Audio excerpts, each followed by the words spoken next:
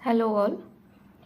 So today we are going to see the methods of design for designing the RCC structures. So basically there are three methods of design. The first one is working stress method, that is WSM. The second one is ultimate load method, that is ULM. And the third one is a limit state method, that is LSM. So these are three methods of design which are used to design the RCC structure, any RCC structure. You can say a hospital, a bridge, a residential building, a commercial building, likewise. The structure which is made up of RCC material, for that structure to design we use these three methods. Okay. सो इसमें सबसे ज़्यादा important method is limit state method. पहले working stress method use होता था but lately limit state method ही use करते हैं सब for the designing purpose. There are very advantages of limit state method over other two methods that will discuss later. So फिलहाल तो these are three methods to design, that's it.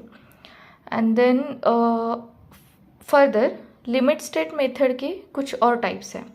There are two types of limit state method. LSM में एक होता है limit state of collapse and the second one is limit state of serviceability. Okay. Further अभी ये दो types है limit state method के, ठीक है. अभी लिमिट स्टेट ऑफ कोलैप्स में व्हाट वी चेक ये सब यहाँ पे लिखा है. We can say these are the types of limit state of collapse. Okay. So the first one is limit state of collapse of flexure. Second one is limit state collapse of compression, limit state collapse of shear, limit state collapse of torsion and limit state collapse of bond. In a simple language we can say कि ये सब चीज़ें हम लोग limit state of collapse में check करते हैं कि जो हम स्ट्रक्चर बनाने जा रहे हैं वो ये सारी चीज़ों में पास हो रहा है कि नहीं. That we check in limit state of collapse. The second one is limit state of serviceability. उसमें होते हैं दो checks. The first one is a deflection and the second one is a cracking. Now you can all see these all are very important checks. ये जो 7 checks है ये these are very important checks. इसमें से एक भी fail होना नहीं चाहिए.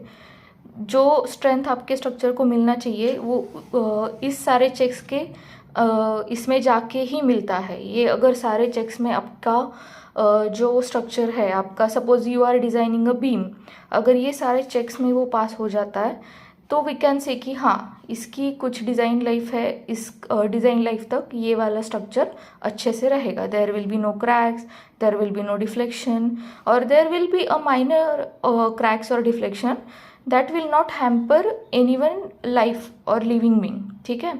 ये सब इंश्योर करता है लिमिट स्टेट ऑफ सर्विसेबिलिटी और कोलैप्स में. ठीक है. Now will move forward to the difference between working stress method and limit state method. Okay. So the first difference is working stress method is based on the behavior of structure under service load, that is the working load. मतलब जो भी structure पे जो भी working load आने वाला है, whether it is a live load, dead load तो होता ही है अपने स्ट्रक्चर का जो कुछ भी है. ठीक है. डेड लोड माने जो सेल्फ वेट होता है स्ट्रक्चर का, वो ऊपर से जो भी अभी कोई चल रहा है, कहीं कहीं पे गाड़ी आ जा रही है, उसको लाइव लोड बोलते हैं. ठीक है. तो ये सब डिटेल में हम लोग आगे लेंगे. ठीक है. वो सब के लिए हम लोग वर्किंग स्ट्रेस मेथड यूज़ करते हैं जो कि वर्किंग लोड में स्ट्रक्चर की बिहेवियर को स्टडी करता है. और लिमिट स्टेट मेथड में क्या होता है ना कि structure is design on the basis of most critical limits, कि इसमें हम लोग ना जो क्रिटिकल कॉम्बिनेशंस है वो कंसिडर करते हैं. लाइक कि अगर कुछ एक्सीडेंट होगा तो एक्सीडेंटल लोड्स आएंगे उसमें, फिर कुछ ब्लास्ट लोड्स होंगे, कुछ फायर लोड, कुछ भी एक्सीडेंट्स होंगे, वो सब इसमें कंसिडर होंगे कि इस वाले सिचुएशन में the how will structure react, how will structure act, ये सब इसमें काउंट किया जाएगा. The next one is method, working stress method is deterministic and the non limit state method is non deterministic. The third one is safety against ultimate load is not known in working stress method, and safety against ultimate load is known in limit state method, because we earlier discussed it gives the idea about limit state of collapse and limit state of serviceability. Okay, so that's why all the ultimate load पे कैसे act करेगा, कैसे behave करेगा structure, that will get an idea in the limit state method. Okay, working stress method में बहुत ही simple calculation होता है. Limit state method में कैलकुलेशन कॉम्प्लेक्स क्यों होता है? क्योंकि हम लोग लोड फैक्टर्स यूज़ करते हैं. अलग अलग फैक्टर्स होते हैं, अलग अलग लोड कॉम्बिनेशंस होते हैं, और अलग अलग लोड कॉम्बिनेशन में कौन सा लोड कॉम्बिनेशन गवर्न करेगा एज इन कौन सा लोड कॉम्बिनेशन में जो हमारा स्ट्रक्चर है वो कोलैप्स करेगा या ब्रेक करेगा या डिफ्लेक्शन लाएगा, उसको हम लोग गवर्न करेगा बोलते हैं. तो वो सब चेक होता है लिमिट स्टेट मेथड में. इन अ वे वी कैन से कि ये जो मेथड है ये हमें श्योरिटी देती है कि हमारा स्ट्रक्चर इस डिज़ाइन लाइफ तक अच्छे से रहेगा. Okay, the next difference is single factor for all loads is used in working stress method and different factors for all different loads is used in limit state method. जैसे मैंने पहले बताया कि limit state method में हम लोग अभी dead load आ गया, लाइव लोड आ गया, विंड का कुछ लोड रहता है, विंड जो आता है, सिस्मिक लोड रहता है, कहीं कभी कुछ हाईली सिस्मिक जोन्स रहता है. वहाँ पे अगर हम लोग कुछ स्ट्रक्चर बनाने वाले हैं तो वहाँ पे सिस्मिक जोन ज़्यादा होता है तो अर्थक्वेक फ्रिक्वेंटली आएंगे, तो वो लोड हमें कंसिडर करना पड़ेगा.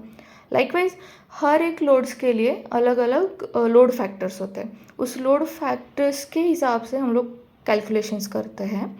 सो that's why calculations are complex. ठीक है, बट ये हमें इंश्योर करता है कि हमारा स्ट्रक्चर जो हमने डिज़ाइन किया है वो सेफ़ है. Okay, the next one is stress distribution जो होता है वर्किंग स्ट्रेस मेथड में वो लीनियर होता है, और जो लिमिट स्टेट मेथड में स्ट्रेस डिस्ट्रीब्यूशन होता है वो नॉन लीनियर होता है. द नेक्स्ट डिफरेंस इज जो वर्किंग स्ट्रेस मेथड है वो बहुत अनइकोनॉमिकल डिज़ाइन देता है स्ट्रक्चर का, and on the other hand limit state method gives economical design of structures. Okay, so that's for the today's video. In the next video we'll discuss all these three methods like working stress method, ultimate load method and limit state method in detail. Thank you so much all.